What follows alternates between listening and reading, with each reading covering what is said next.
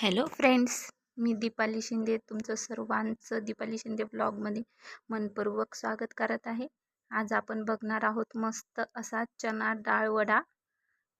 चला तर मग रेसिपीला ट्राय करूया. सगळ्यांनी रेसिपी पूर्ण बघा, सबस्क्राईब करा आणि कमेंट करायलाही विसरू नका. येथे मी घेतलेले 1 वाटी डाळ. ही डाळ मी येथे भिजवून घेतलेली आहे. कमीत कमी 4 ते 5 तास ही डाळ भिजवलेली आहे आणि कोरडी करून घेतलेली आहे बघा. खूप जास्त पाणी आपल्याला त्यात ठेवायचं नाही आहे. आता मी थोडीशी डाळेमध्ये दुसऱ्या वाटीमध्ये काढून घेणार आहे. जरा 1-2 चमचे अशा प्रकारे.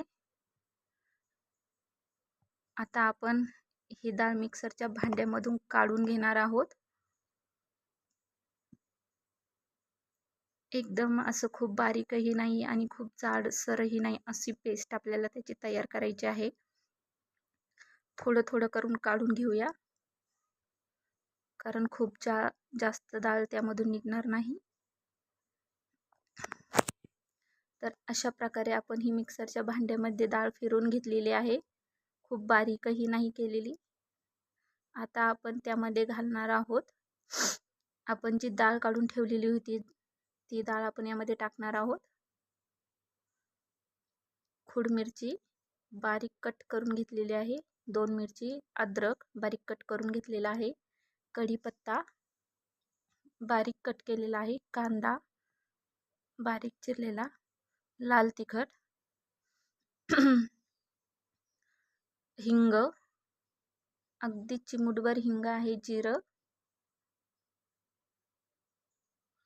चवीनुसार मीठ. आता सर्व मिक्स करून घ्यायचं आहे.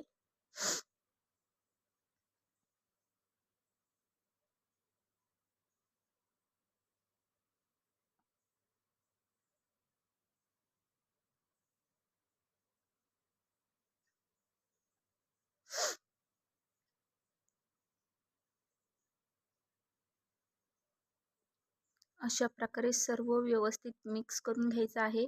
आणि पीठ आपल्याला हे मिक्सर घट्ट पातळ बघायचं आहे. जर खूप पातळ वाटत असेल तर आपण त्यामध्ये घालणार आहोत 2 चमचा तांदळाचं पीठ, जे पातळपणा शोषून घेतं आणि डाळ ही घट्ट बनवली जाईल.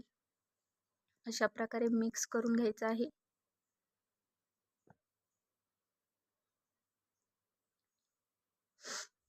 सर्व बघा, अगदी त्याला घट्टपणा आलेला आहे आता तांदळाच्या पिठामुळे. मी यामध्ये कोथिंबीरही ॲड केलेली आहे. आता आपण त्याचे छोटे छोटे गोळे बनवून घेणार आहोत. बघा, मस्त पीठ आपलं रेडी आहे. त्यामध्ये कोथिंबीर ही ॲड करायची आहे आपल्याला. आता मी थोडंसं तेल लावून घेतलेलं आहे हाताला आणि छोटे छोटे गोळे बनवून घेणार आहोत. खूप मोठेही नाही आणि खूप छोटेही नाही. अशा प्रकारे एकसारखे गोळे बनवून घ्यायचे आहेत. बघा, अशा प्रकारे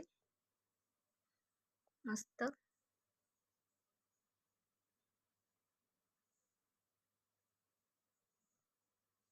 सर्व गोळे अशा प्रकारे आपण बनवून घेणार आहोत. बघा, सर्व गोळे आपले रेडी आहेत. आता आपण हे एका तेलामध्ये तळून घेणार आहोत.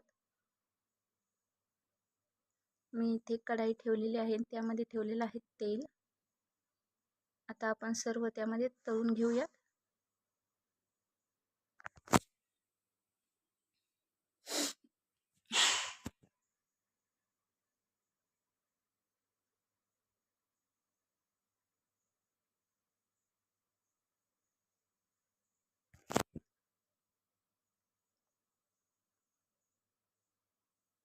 अशा प्रकारे मस्त आपण सुरुवातीला फक्त फुल गॅस ठेवायचा आहे, नंतर कमी करायचा आहे, कारण आतमध्ये पर्यंतही आपले वडे हे तळले गेले पाहिजेत.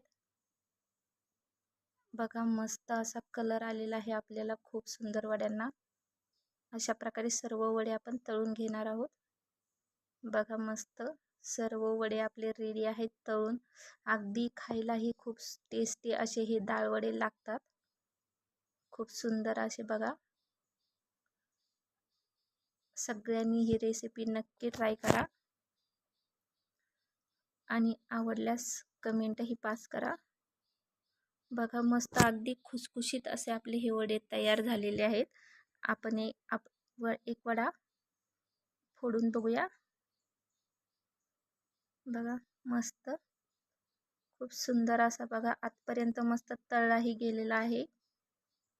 तर पूर्ण व्हिडिओ बघितल्याबद्दल धन्यवाद. थँक्यू.